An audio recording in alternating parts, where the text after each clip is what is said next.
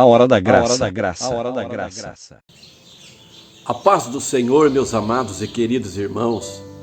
Meus irmãos, nesta manhã eu quero vos trazer uma meditação da Palavra de Deus que se encontra na Epístola do Apóstolo Paulo aos Romanos, no seu capítulo de número 8, versículo 28, que diz assim: E sabemos que todas as coisas contribuem juntamente para o bem daqueles que amam a Deus, daqueles que são chamados pelo seu decreto. Meus queridos irmãos, se tem uma coisa que nós devemos entender, é que o nosso Deus, Ele é soberano sobre todas as coisas. E Paulo, nesse texto, ele está dizendo que Deus, Ele faz com que todas as coisas contribuem juntamente para o bem daqueles que o amam. Então você pode ter na tua mente que tanto coisas más, coisas ruins, como coisas boas, elas vão contribuir para o teu bem. Se você ama Deus, até mesmo as coisas ruins, as coisas más que acontecem na tua vida, o nosso Deus, Ele é poderoso para fazer com que essas coisas más venham contribuir para o teu bem. Isso faz parte, aleluia, da providência de Deus. Ou seja, um dia nós entregamos a nossa vida a Cristo. E quando nós entregamos a nossa vida a Cristo, colocando Ele como Senhor sobre a nossa vida, é Ele que cuida de nós. Então, mesmo que coisas ruins surjam, e muitas das vezes nós não entendemos o porquê que coisas ruins acontecem na nossa vida, mas nós devemos ter a consciência, o conhecimento de que Deus não perdeu o controle da nossa vida, que Deus, Ele continua cuidando de nós, e que essas coisas ruins que surgiram, Deus é poderoso para reverter todas elas em bênção na nossa vida. O maior exemplo disso que eu estou falando, meus irmãos, foi o que aconteceu com José. José era um moço que ele teve os sonhos de Deus, mas no entanto a Bíblia diz que os seus irmãos o odiaram. Os seus irmãos lançaram ele naquela cisterna, tiraram da cisterna, venderam para aquela caravana ismaelita como escravo para a terra do Egito. Estando lá no Egito, ele foi acusado injustamente pela mulher de Potifar e foi preso naquela prisão, ficou ali algum tempo naquela prisão sem dever nada. Então, quando você olha para a vida de José, parece que tudo estava ao contrário dos sonhos que Deus tinha dado a ele.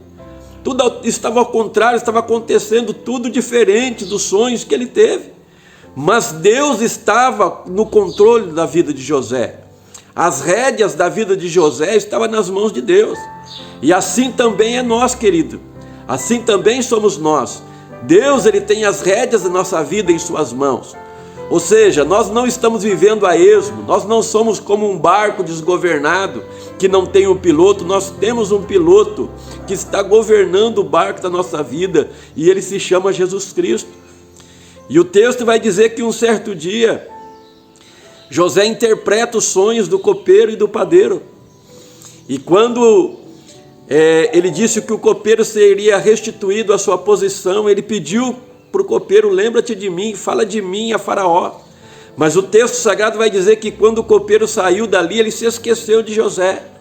Mas tudo isso já fazia parte, aleluia, da providência de Deus.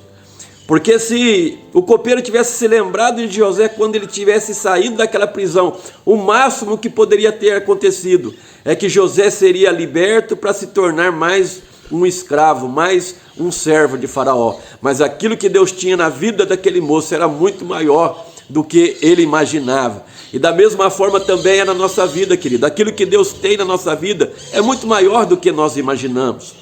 E chegou o dia que Faraó teve um sonho. Ninguém ali do seu reino conseguiu interpretar os sonhos que Faraó teve. Até que o copeiro se lembrou de José. E ele disse: olha, há um hebreu que quando eu estava preso, eu e o copeiro, ele interpretou os nossos sonhos, e conforme a sua interpretação, assim aconteceu. Então Faraó mandou chamar José, ele sai daquela prisão, ele interpreta os sonhos de Faraó. Faraó, admirado, coloca ele como o segundo mandatário da terra do Egito, e agora José estava como governador de toda aquela terra. ou seja, todo o Egito estava na mão dele, sob os cuidados dele, e houve uma grande fome, e o texto diz que os seus irmãos desceram a Egito para comprar alimento, e quando seus irmãos se apresentaram diante de José, imediatamente ele reconheceu os seus irmãos, mas ele não se revelou de imediato, e o texto vai dizer que quando ele se revela aos seus irmãos, ele disse para os seus irmãos: olha, vocês bem que intentaram fazer o mal contra mim, mas o Senhor meu Deus transformou o mal em bem. E ele disse assim: não foste vós que me enviaste para cá, mas Deus me enviou na frente de vós para que se operasse essa grande salvação.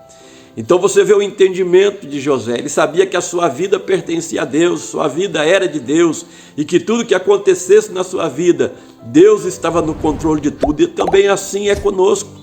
Eu não sei o que você tem passado, meu querido irmão, minha querida irmã, mas eu quero dizer que até mesmo nessa luta, até mesmo nessa provação, Deus ele quer ser glorificado, Deus ele vai ser honrado. Pode ter certeza, aleluia, que o Senhor ele está cuidando de tudo. O Senhor ele vai te dar vitória. Você vai sair mais fortalecido dessa prova, você vai sair mais fortalecido dessa luta, e você vai ter testemunho para contar, aleluia, porque você vai ter experiências novas com Deus, para estar contando, aleluia, a pessoas que estarão passando do mesmo que você. Então você já tem experiência para estar ajudando essas pessoas naquilo que você foi provado e foi aprovado. Você tem autoridade para ajudar outras pessoas que venham passar por aquilo também. Portanto, creia somente que todas as coisas contribuem para o bem daqueles que amam a Deus. Portanto, se você ama a Deus, todas as coisas vão contribuir para o teu bem, ou seja, porque você foi chamado pelo decreto de Deus. Amém? Que Deus abençoe tua vida. Compartilhe esse vídeo para que mais pessoas sejam alcançadas. Meu muito obrigado a você que tem compartilhado. Deus vos abençoe em nome de Jesus.